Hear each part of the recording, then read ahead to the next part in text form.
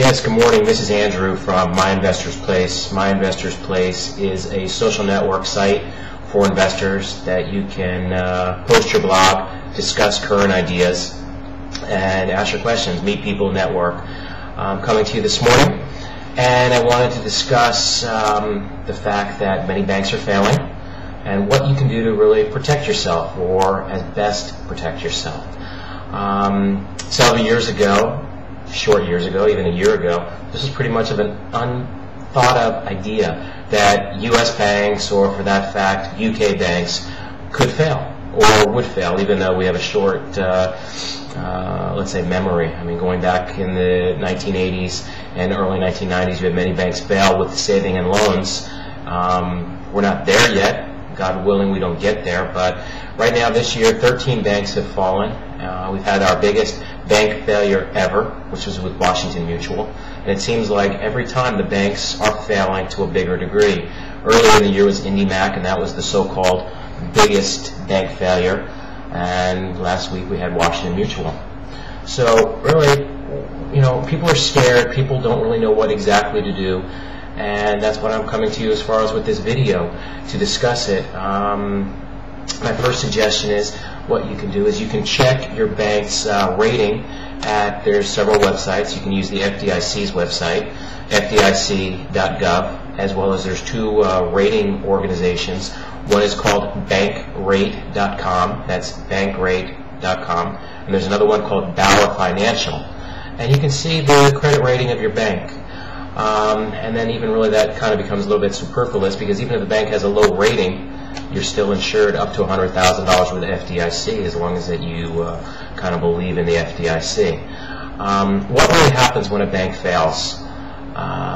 Basically, there's two options. When a bank fails, another bank can come in and buy them, and that's exactly what transpired with JP Morgan Chase and Washington Mutual. And it's almost business as usual. Clients, customers could come in, write checks, take their money out, really without any interruption whatsoever. But the issue arises is when there is no buyer for the bank, and this necessitates the FDIC to come in, seize the bank, and take over all the financial obligations of the bank. And in the best scenario, and I really want to underline the word the best scenario, the Fed comes in and starts mailing out checks to customers, the insured customers, it's $100,000 or below per account, within 48 hours. But the fact is, there are people or companies that have over $100,000, and they're only going to be compensated if the assets of the bank, when they're sold, can offset that. So there's a definite possibility that they can lose money. If you have over $100,000, there's various things you can do. You can open a joint account with your spouse, your children. You can open a retirement account, which goes up to about $250,000, or you can even have a revocable trust. If you have a tremendous amount of money, there's a thing called the Certificate of Deposit Account Registry Service, or CDARS. And what it does is it places a CD of $100,000 in various member banks. So let's say hypothetically you have $50 million. You can have it spread out over various banks and then be insured with the FDIC, again, with the caveat, as much as you believe in the FDIC. The whole point is like this. Why do I keep on saying this?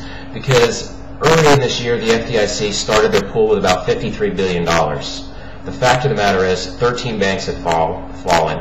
And now the FDIC has in the low $40 billion range. It's somewhere between $40 and $45 billion. What I stated earlier is that there's 117 banks that are on the FDIC's watch list of insolvency. So, I mean, I'm just putting it out there. You do the math. How can the FDIC, continue? Basically, the fact of the matter is no one has ever lost money with the FDIC. And in the past, what happened in the early 90s when there were problems, the FDIC has the option to draw on other resources to protect its depositors. Plus, also, the FDIC is looking to raise rates that it charges its member banks. The FDIC, when I said it can draw on lines, it can draw on lines from the U.S. Treasury. And again, that happened in 1991. And the caveat that I keep on bringing up, but who's going to bail out the U.S. government? I mean, that sounds pretty far-fetched, and God forbid we don't get there, but all these billions of dollars that are floating around and trillions that are anticipated in losses. These are mind-boggling numbers. Add on the fact of the daily cost of the war in Iraq. It's just, I don't understand how these numbers can continue. Again, as I stated, no one has ever lost money with the FDIC in their program, and hopefully this will continue for years in the future. This is Andrew from My Investors Place. My Investor Place is a pretty neat website. I hope I am the administrator of it. I hope you join us. There's articles that are of interest. There's news. There's blogs. We're just starting with forums. So if you have questions, pose them, email them. Please join us. It's myinvestorsplace.com, www.myinvestorsplace.com. Thank you and have a wonderful day.